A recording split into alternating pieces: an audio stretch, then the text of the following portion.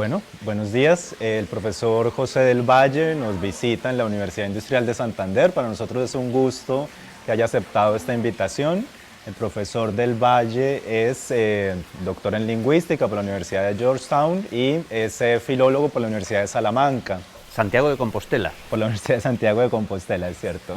Y actualmente trabaja en el Centro de Posgrado de la Universidad Pública de Nueva York. ¿Sí? Nos interesa mucho escuchar al profesor del Valle porque dentro del evento de lanzamiento del doctorado en Ciencias Sociales y Humanas estamos insistiendo en la interdisciplinariedad y dentro de esa área los estudios que vinculan el lenguaje con las otras áreas y particularmente con la política. Entonces, bueno, por ahí podríamos comenzar. ¿Cómo inicia este interés en el vínculo entre lenguaje y política? Bien, bueno, en primer lugar, muchísimas gracias por haberme invitado. Estoy muy contento de estar aquí en la UIS y hasta el momento han sido un par de días que me han ofrecido una experiencia realmente inolvidable. Mi interés por la relación entre el lenguaje y la política se desarrolla en el periodo en el que yo estoy trabajando en mi tesis doctoral. Mi tesis doctoral era sobre temas de lingüística sociohistórica, ¿no?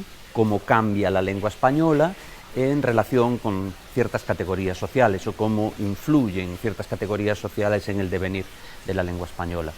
Sin embargo, ya en aquel periodo, que es a principios de los años 90, yo empiezo a sentir que hay una serie de problemas que emergen al leer y trabajar los textos que yo estoy utilizando como textos primarios. Hay una serie de problemas que no quedan plenamente resueltos a través de la armazón conceptual que me ofrecen la lingüística histórica y la sociolingüística o la lingüística sociohistórica.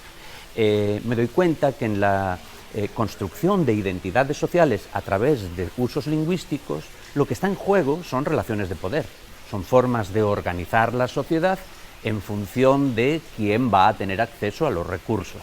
Entonces, evidentemente, en el momento en que ingresamos a examinar el poder, estamos ingresando al terreno de la política. De ahí que, una vez que termine mi tesis doctoral, empiece a hacer exploraciones bibliográficas sobre cómo se había trabajado en la historia de la lingüística como disciplina, la relación entre lenguaje y política, y voy pues progresivamente entrando en contacto con otros y otras colegas que tienen intereses similares y empiezo a ir desarrollando para mi uso propio como investigador un marco teórico al cual acabaremos refiriéndonos como glotopolítica, esa mirada hacia las experiencias sociales en las cuales es necesario interpretar simultáneamente lo lingüístico y lo político. Sí. La glotopolítica, entonces, hay una relación, hay una conexión entre lenguaje y política. Quisiera saber si esa relación es previa a la mirada del analista, ¿sí? O si es una relación que el mismo investigador construye como una opción de trabajo. Yo creo que la experiencia social es glotopolítica, es por lo tanto previa a la mirada del analista. Ahí está. ¿Quién no trata despreciativo? Es decir, no podemos encontrar múltiples instancias en las cuales alguien le niega el trabajo a otra persona por razón de que no sabe hablar bien. No tenemos instancias en las cuales decide el dueño de un apartamento, por ejemplo, decide no arrendarle el apartamento a una persona que lo ha llamado por teléfono porque suena como una persona de la que uno realmente no puede fiarse. Esas son experiencias sociales de carácter glotopolítico. Lo que significa adoptar una perspectiva glotopolítica es reconocer que ese tipo de experiencias existen e intentar desarrollar una serie de esquemas analíticos que nos permitan entender cuál es la dinámica de funcionamiento social de esas experiencias glotopolíticas. Y en el campo de la lingüística y de otras disciplinas, ¿por qué resulta a veces difícil o por qué se encuentra cierta resistencia a hacer la vinculación entre lenguaje y políticas y de hecho la vivimos diariamente como usted acaba de ilustrar. Mi visión de ese asunto me obliga a hacer una breve incursión en la historia de la disciplina.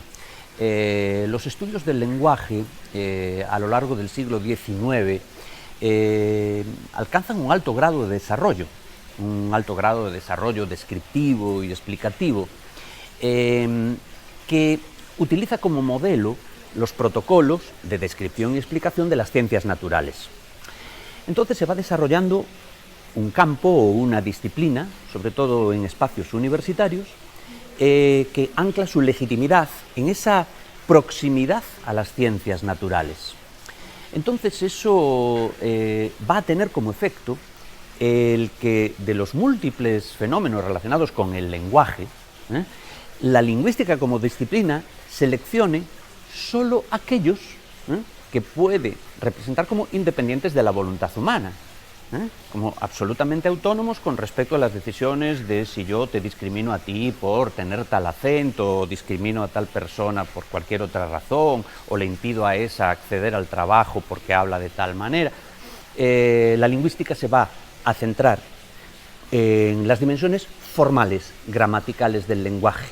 Y esto va a ocurrir porque existe un deseo de cientificidad. Existe un deseo de cientificidad. Y para desarrollar una disciplina análoga, comparable a las ciencias naturales o incluso a las ciencias exactas, pues es necesario producir un objeto cuya dinámica de funcionamiento sea independiente con respecto al ser humano. Claro, que es un poco la búsqueda también de otras disciplinas, ¿no? En esa meta de la cientificidad. Pero hoy en día, digamos, ¿cómo podríamos sostener o cómo esas disciplinas podrían sostener una cientificidad que aparte lo social? ¿Es posible eso todavía para algunas disciplinas actualmente? A ver, esa es una pregunta muy difícil. Perdón. ¿Qué ocurre con las...? No, es una buena pregunta, y como toda buena pregunta es difícil.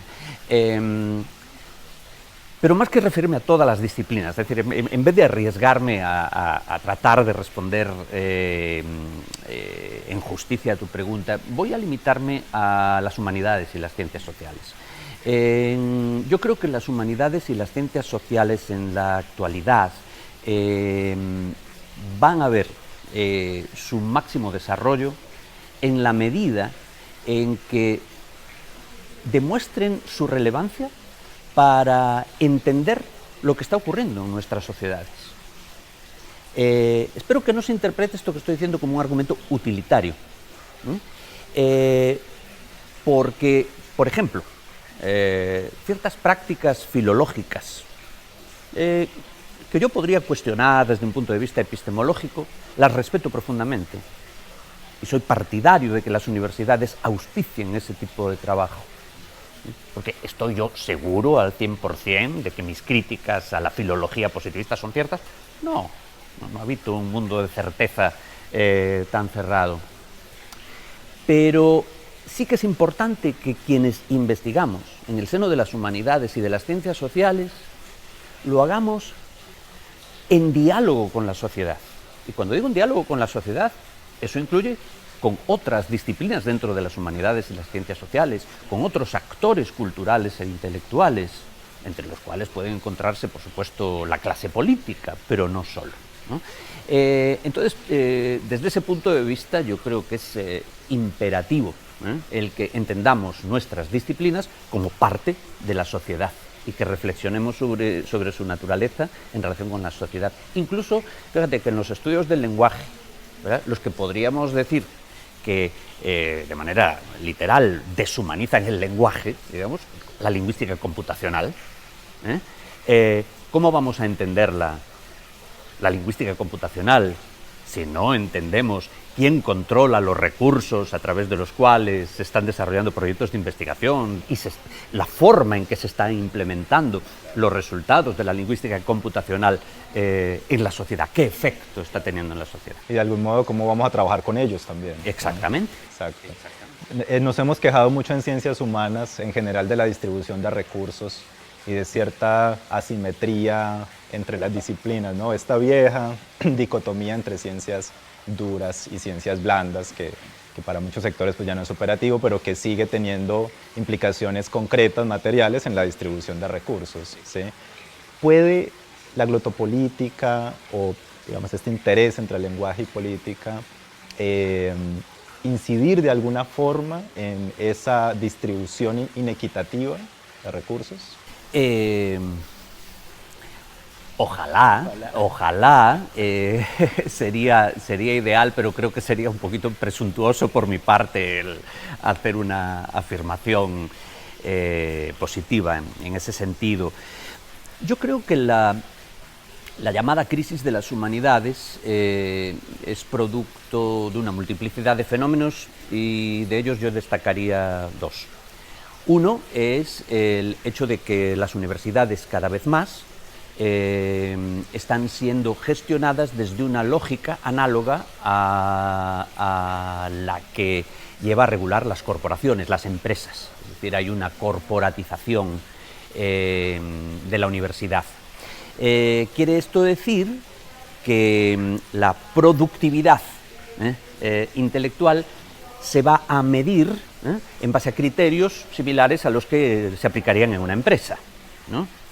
Evidentemente, el capitalismo y la fase actual en la que se encuentra el desarrollo del capitalismo inciden en que el trabajo intelectual se ha percibido de tal manera, ¿no? Entonces ese es un factor estructural, y claro, que sea un factor estructural no quiere decir que no haya culpables, o responsables, ¿no? Por supuesto, ¿no? Hay gente que toma decisiones que conducen a que las universidades evolucionen en esa dirección. Entonces eso ha llevado a un descrédito injusto de las humanidades. Por otro lado, creo que tenemos que hacer, quienes estamos dentro de las humanidades y las ciencias sociales, también un cierto ejercicio autocrítico y pensar en qué medida hemos tratado de posicionarnos en diálogo en relación con otros actores sociales. Y creo que digamos, ha habido una tendencia a aislarnos en, digamos, en esta burbuja universitaria. Ha habido una tendencia a aislarnos en esta burbuja universitaria que dificulta el que en las luchas actuales por espacio dentro de la universidad, en la sociedad y por recursos, que en esas luchas podamos tener una posición más ventajosa. Profesor, hay muchísimo trabajo pendiente entonces en glotopolítica con impacto social directo. ¿Usted tiene en mente algunas prioridades, bien sea en su devenir profesional o bien sea para los colegas con los cuales tiene contacto? ¿Hay algunas prioridades en la investigación glotopolítica? Sí, te voy a contestar de manera muy personal a esta pregunta. En este momento de mi carrera, ya digamos que empiezo a sentir que comienza mi ocaso. Entonces me gustaría seguir contribuyendo a estimular entre gente joven y la edad da igual, gente nueva en el campo, estimular trabajo de orientación glotopolítica. Me gustaría aprovechar los recursos de que yo dispongo para poner gente en contacto, para estimular el desarrollo de comunidades discursivas o redes intelectuales latinoamericanas, redes intelectuales que desde Latinoamérica se extiendan hacia España, hacia Alemania. Son zonas en las que yo tengo pues, contactos y he trabajado, hacia Estados Unidos, que es donde yo he hecho mi carrera. Y en tercer lugar, pues quisiera aprovechar la comodidad de mi posición. Yo soy profesor catedrático en una universidad en Nueva York. Es difícil que me echen del trabajo, no imposible, pero difícil que me echen del trabajo. Entonces aprovechar esa comodidad, ese privilegio, para tratar de estimular formas de producción de conocimiento, formas de difusión del conocimiento que sean realmente alternativas a estas formas de producción y difusión de conocimiento tan informadas por la lógica capitalista y mercantil. Entonces, desde mi modestísima posición, creo que lo que me quede de carrera trataré de dedicarlo a humildemente contribuir al desarrollo en estas direcciones. Perfecto. Bueno, profesor del Valle, entonces reitero el agradecimiento personal y también institucional por su visita, por todo lo que viene aportándonos en la jornada de trabajo ayer, hoy, y bueno, espero que no sea tampoco la última vez que nos visita. Bienvenido siempre a la UIS y a Colombia. Me encantaría volver, lo haré muy feliz. Gracias por la invitación y gracias a toda la comunidad de la UIS.